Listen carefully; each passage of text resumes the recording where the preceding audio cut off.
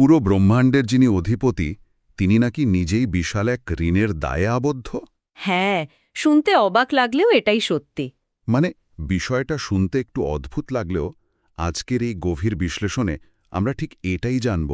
আর সেই মহাজাগতিক ঋণ মেটাতে প্রতিদিন লাখ লাখ মানুষ কোটি কোটি টাকা দান করছেন। আর ঠিক এই জায়গাতেই বিষয়টা সবচেয়ে আকর্ষণীয় দিক লুকিয়ে আছে। মানুষ এখানে শুধু একটা প্রথা পালনের জন্য আসে না। একদম। ভারতের অন্ধ্রপ্রদেশের তিরুমালা ভেঙ্কটেশ্বর মন্দির। আমরা আজ শুধু কোনো সাধারণ স্থাপত্য বা তীর্থস্থানের কথা বলছি না। আমরা বোঝার চেষ্টা করছি সেই অগণিত ভক্তের মনস্তত্ত্ব, যারা পাহাড়ের পর পাহাড় পেরিয়ে ছুটে যান এমন এক ঈশ্বরের কাছে।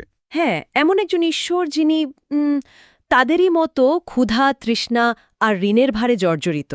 ঠিক বলেছেন। তো এই যে হাজার হাজার মানুষ প্রতিদিন সেই 7টি পবিত্র পাহাড় পেরোচ্ছেন, এর পেছনে আসলে ঠিক কী ধরনের আধ্যাত্মিক প্রশান্তি কাজ করে? আসলে এই যে একটা বিশ্বাস আর তার ওপর ভিত্তি করে গড়ে ওঠা বিশাল এক অর্থনৈতিক ও প্রশাসনিক কাঠামো, এর মেকানিজমটা দেখলে অবাক হতে হয়। কেন তারা এত অকাতরে দান করেন? আর একটা পৌরাণিক ঋণের গল্প কিভাবে আজকের দিনে বিশ্বের অন্যতম সুশৃঙ্খল একটা প্রশাসনিক মডেলে রূপান্তরিত হল, চলুন ধাপে ধাপে সেই রহস্যগুলো উন্মোচন করা যাক। অবশ্যই। শুরুতেই আসা যাক তিরুমালার ওই বিখ্যাত 7টি পাহাড়ের কথায়। হ্যাঁ, শেষাদ্রি, নীলাদ্রি, গরুরাদ্রি, অঞ্জনাদ্রি, বৃষভাদ্রি, নারায়ণাদ্রি এবং একদম শেষে ভেঙ্কাটাদ্রি। তথ্যসূত্র বলছে এই 7টি পাহাড় মূলত ভগবান বিষ্ণুর সর্প আদিশেষের 7টি ফনার প্রতীক, আর মূল মন্দিরটি রয়েছে ওই 7ম পাহাড় ভেঙ্কাটাদ্রিতে। যাকে তো আনন্দ নিলয় বলা হয়, তাই না? ঠিক। এই আনন্দ নিলয় বা আনন্দের আবাস নামটার ভেতরেই কিন্তু দারুণ একটা মনস্তাত্ত্বিক ব্যাপার আছে। ভগবান ভেঙ্কটেশ্বরকে শাস্ত্রে কলিযুগ প্রত্যক্ষ দৈবম হিসাবে বর্ণনা করা হয়েছে। মানে যিনি এই কলিযুগে সাক্ষাৎ প্রকট হয়েছেন। এগুলোতে চড়তে শুরু করেন, তখন তাদের মনের অবস্থাটা একবার কল্পনা করা যেতে পারে। কিন্তু এখানে আমার একটা খটকা লাগছে। আচ্ছা, একটু থামাই আপনাকে। হ্যাঁ, বলুন। এই যে মানুষ পাহাড়ে উঠে একটা প্রশান্তি পাওয়ার কথা বলছে, এটা কি নিছকই দীর্ঘক্ষণ হাঁটার পর পাহাড়ের চূড়ায় পৌঁছানোর যে একটা শারীরিক স্বস্তি, মানে এন্ডরফিন হরমোনের ক্ষরণ, সেটা নয়? এটা খুবই যৌক্তিক একটা প্রশ্ন। মানে এর মধ্যে আধ্যাত্মিকতার চেয়ে শারীরিক ক্লান্তির পর পাওয়া বিশ্রামের আনন্দটাই কি বেশি নয়? শারীরিক একটা ব্যাপার তো অবশ্যই আছে, কিন্তু এখানে শারীরিক পরিশ্রমটার সাথে মনস্তাত্ত্বিক মুক্তির একটা গভীর সংযোগ ঘটানো হয়েছে। ও আচ্ছা, সেটা কিভাবে? ধরুন, ভক্তরা যখন চড়াই ভাঙেন, তখন প্রতিটি ধাপ পেরোনোর সাথে সাথে তারা যেন নিজেদের জাগতিক কষ্ট, অহংকার আর দুশ্চিন্তাগুলোকে পেছনে ফেলে আসেন। বিষয়টা এমন নয় যে তারা শুধু একটা পাহাড় ডিঙ্গাচ্ছেন। তার মানে তারা মূলত নিজেদের মানসিক সীমাবদ্ধতাগুলোকে অতিক্রম করছেন। ঠিক। এই দীর্ঘ এবং কঠিন পথটা হল বাইরের কোলাহলপূর্ণ পৃথিবী আর মন্দিরের ভেতরের প্রশান্তির মাঝখানের একটা বাফার জোন। যখন তারা 7ম পাহাড়ে পৌঁছান, তখন শারীরিক ক্লান্তির চূড়ান্ত পর্যায়ে তাদের ইগো একদম শূন্য হয়ে যায়। ও আচ্ছা, আর কাঠিন্যের পর পাওয়াই শূন্যতার মাঝেই আসল আনন্দটা মেলে। একদম। আর ঠিক এই কারণেই জায়গাটার নাম আনন্দ নিলয়। এই উপমাটা বেশ চমৎকার। একটা নির্দিষ্ট দূরত্ব অতিক্রম করার মাধ্যমেই যেন জাগতিক জগৎ থেকে ঐশ্বরিক জগতে প্রবেশ করা যাচ্ছে।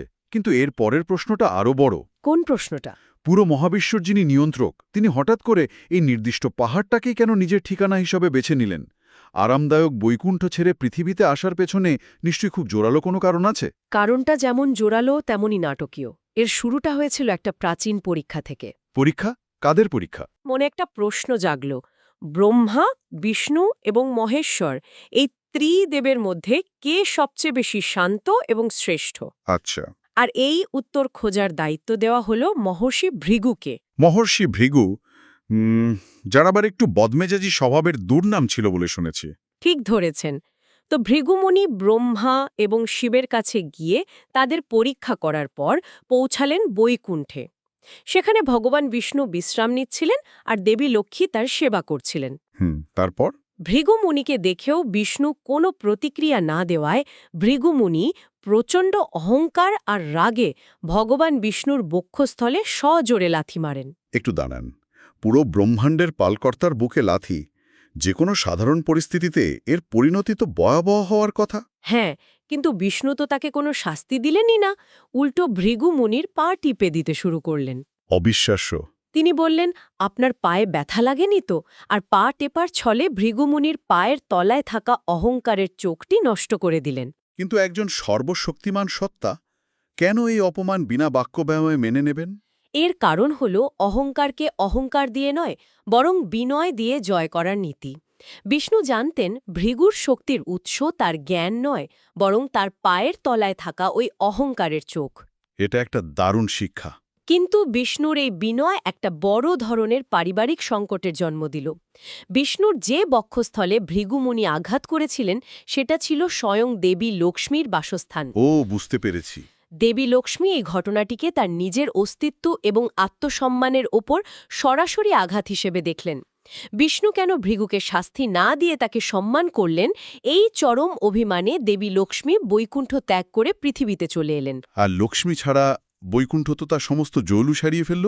তখন তাকে খুঁজতেই ভগবান বিষ্ণু মানবরূপ ধারণ করে পৃথিবীতে এলেন, তাই তো? একদম তাই। তিনি শ্রীনিবাস নাম নিয়ে খুঁজতে খুঁজতে এই তিরুমালার পাহাড়ে পৌঁছালেন এবং একটি উইঢিবির ভেতরে তপস্যা শুরু করলেন। আমি যদি আজকের দিনের কর্পোরেট দুনিয়ার একটা রূপক টানি, বিষয়টা অনেকটা এমন দাঁড়াচ্ছে। সবচেয়ে বড় কোম্পানির সিইও তার সমস্ত অসীম ক্ষমতা, বিলাসবহুল অফিস আর সুযোগ সুবিধা ছেড়ে একদম সাধারণ কর্মীর মতো কারখানার ফ্লোরে এসে কাজ করছেন। হা হা হা হা, দারুণ বলেছেন। প্রচণ্ড কষ্ট সহ্য করছেন শুধু নিজের সঙ্গীকে ফিরে পাওয়ার জন্য। রূপকটা বেশ মানানসই। তবে এখানে কেন বিষয়টা আরও গভীরভাবে বোঝা দরকার। ভগবান কেন এই কষ্ট নিজের কাঁধে নিচ্ছেন? হ্যাঁ, মানবরূপ ধারণ করার কারণে তাকে তো মানুষের মতোই ক্ষুধা তৃষ্ণা অনুভব করতে হচ্ছিল। ঠিক। এই মেকানিজমের পেছনের মূল কারণ হল কলিযুগের মানুষের দুঃখ কষ্ট গভীরভাবে বোঝার জন্য ভগবানকে নিজে সেই জাগতিক যন্ত্রণা অনুভব করতে হয়েছিল। মানে, যে ঈশ্বর কখনো মানুষের মতো কষ্ট পাননি, তিনি মানুষের যন্ত্রণার গভীরতা বুঝবেন কিভাবে? ঠিক এটাই।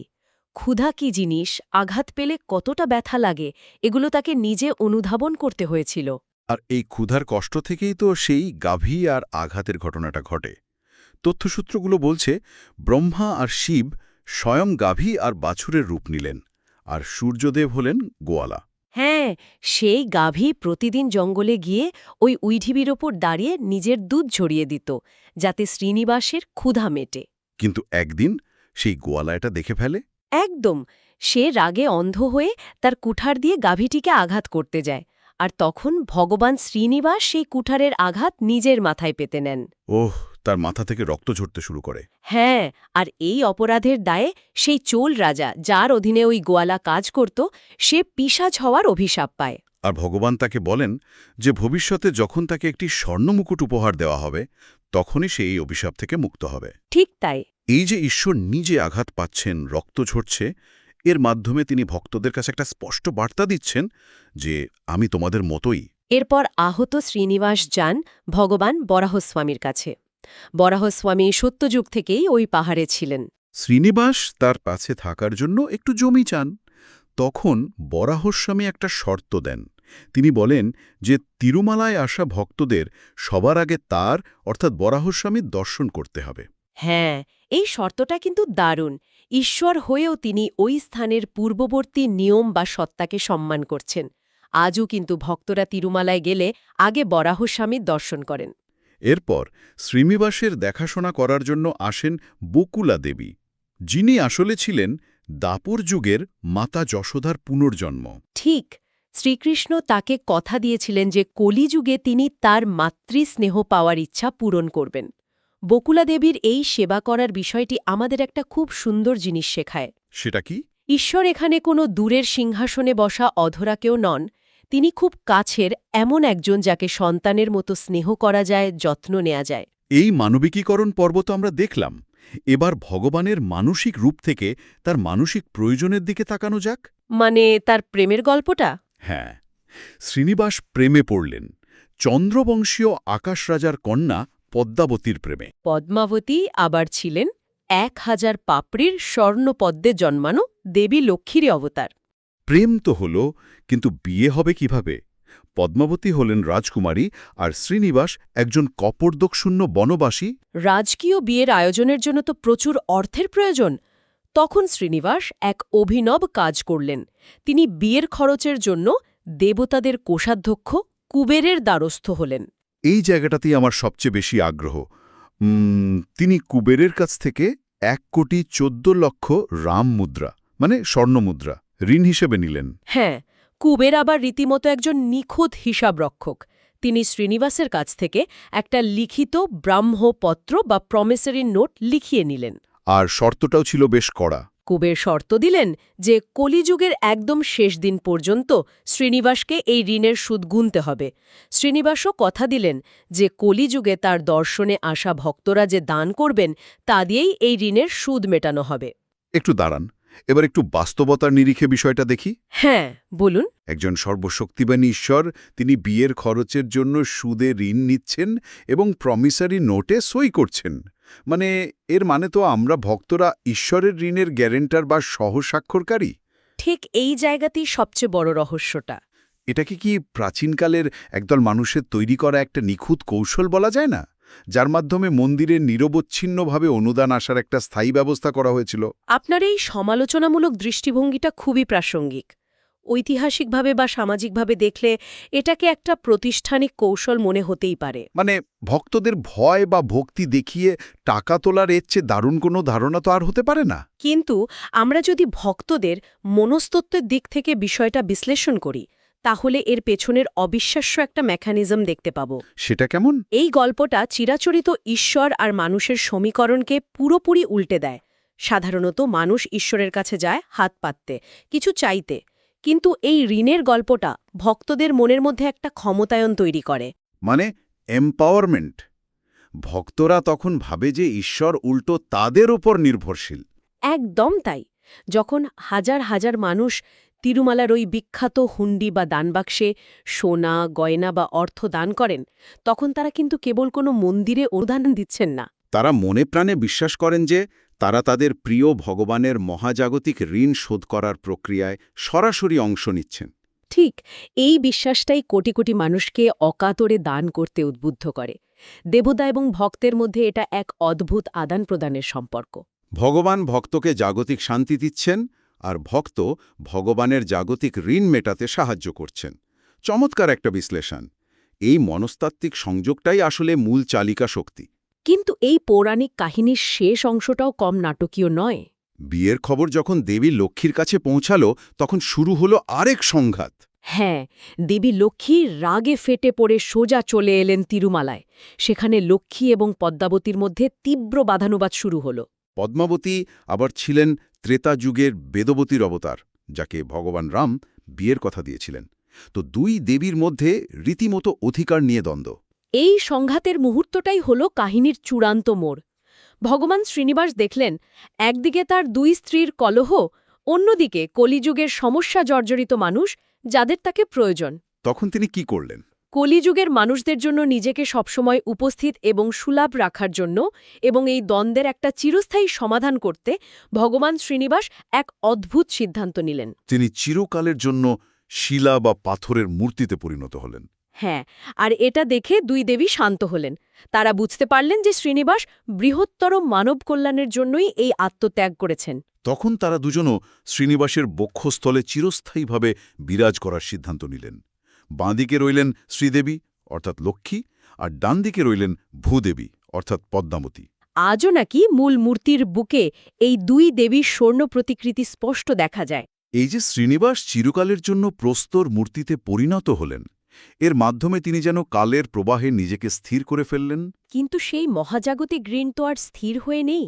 আর এখান থেকেই শুরু হয় এই কাহিনীর সবচেয়ে আধুনিক এবং বাস্তবিক অংশটা। হ্যাঁ, এই পৌরাণিক ঋণের ধারণার ওপর ভিত্তি করেই কিভাবে আজকের দিনে এত বড় একটা প্রশাসনিক মডেল কাজ করছে, সেটা তলিয়ে দেখলে অবাক হতে হয়। ঠিক, আমরা যদি এই মন্দিরের ব্যবস্থাপনার দিকে তাকাই, এটা কেবল আর প্রাচীন একটা মিথ হয়ে থেমে নেই।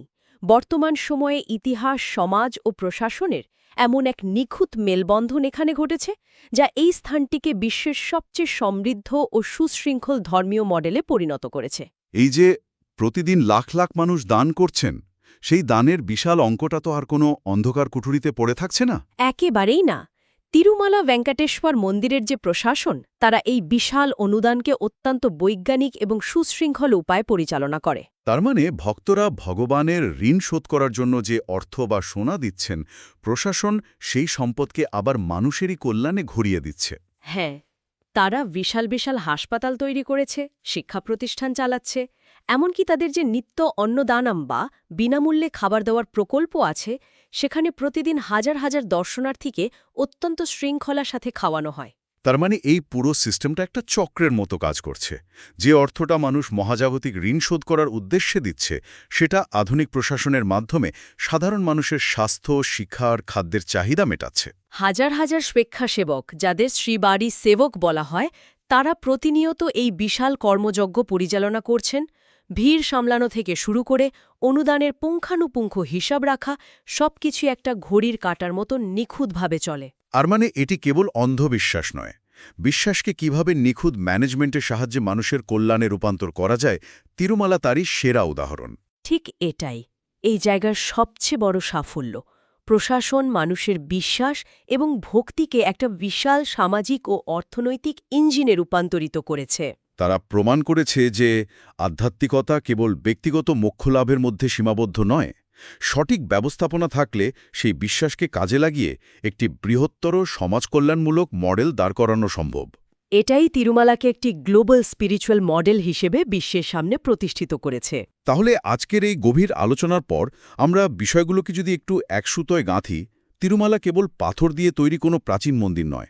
এটি এমন এক স্থান যেখানে মানুষ বিশ্বাস করে ভগবান স্বয়ং মানুষের কষ্ট বুঝতে পৃথিবীতে এসেছিলেন। তিনি সাধারণ মানুষের মতোই ক্ষুধা তৃষ্ণা অনুভব করেছেন, আঘাত সহ্য করেছেন, নিজের প্রয়োজনে মানুষের মতো ঋণ নিয়েছেন। আর কলিযুগের মানুষের চিরকালীন আশ্রয় হওয়ার জন্য শিলারূপে থেকে যাওয়ার সিদ্ধান্ত নিয়েছেন। আর সেই বিশ্বাসকে কেন্দ্র করেই আজ গড়ে উঠেছে এমন এক প্রশাসনিক ব্যবস্থা যা মানুষের দেওয়া দানকে মানুষেরই কল্যাণে ব্যবহার করছে। আর এই পুরো যাত্রায় আহার চড়ার যে শারীরিক এবং মানসিক রূপান্তর, সেটা ভক্তদের প্রস্তুত করে সেই পরম প্রশান্তির জন্য। তারা কেবল ঈশ্বরের কাছে চাইতে যায় না, তারা যায় ঈশ্বরের একটা বোঝা হালকা করতে। চমৎকার! এই আলোচনা থেকে একেবারে শেষে যারা শুনছেন, তাদের জন্য একটি নতুন দৃষ্টিকোণ তুলে ধরতে চাই। হ্যাঁ, অবশ্যই। সাধারণত আমাদের ধারণা হলো মানুষ সবসময় ঈশ্বরের কাছে হাত পাতে কিছু না কিছু চায়। কিন্তু তিরুমালার এই পুরো প্রেক্ষাপটটা আমাদের শেখায় যে ঈশ্বরও মানুষের কাছে ঋণী হতে পারেন। ঈশ্বর এবং মানুষের এই যে পরস্পর নির্ভরশীলতার একটা সম্পর্ক, এটা আসলেই দারুণ। যেখানে ভগবানকে তার নিজের মহাজাগতিক ঋণ মেটাতে সাধারণ মানুষের সাহায্য নিতে হয়। ভেবে দেখুন তো, এই ধারণাটা আমাদের চিরাচরিত ভক্তি ও প্রার্থনার সংজ্ঞাকে কতটা আমূল বদলে দেয়। এটা আসলেই গভীর ভাবনার বিষয়।